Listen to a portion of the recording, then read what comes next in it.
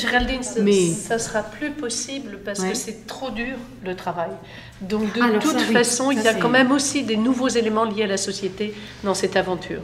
En plus, vous parlez très bien dans votre livre quand même des identifiés et des impliqués. Oui. Et vous voyez, je vais commenter le livre de Géraldine, elle est modeste.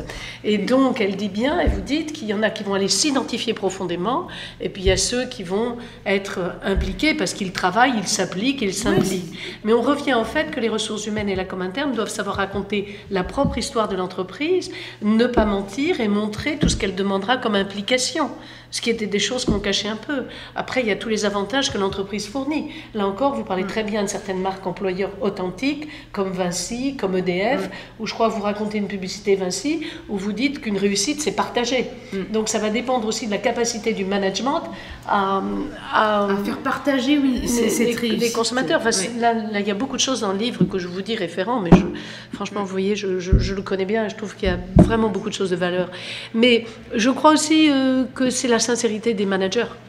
C'est-à-dire qu'il y a quand même des grands groupes beaucoup plus cyniques et il faut arrêter de mentir et qui vont en parler et ne pas l'appliquer. Et très vite, les personnes qui vont être recrutées vont savoir où a lieu le mensonge.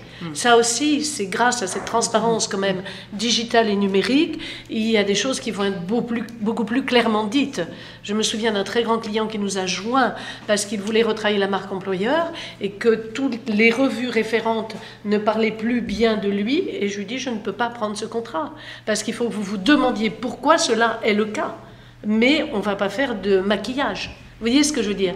Et je pense que là, dans cette évolution, il y a quand même une vérité parce que le collaborateur lui-même peut avoir beaucoup plus d'informations. Et puis après, il y a une dureté de l'époque, vous voyez? Donc on ne va pas aller travailler et s'engager dans des entreprises très exigeantes parce que ce n'est plus une question d'horaire. Les personnes deviennent elles-mêmes des auto-entrepreneurs attachés plutôt à un projet que dans des cadres formels de travail. Vous voyez? Mais j'ai l'impression qu'on est entre deux mondes, hein.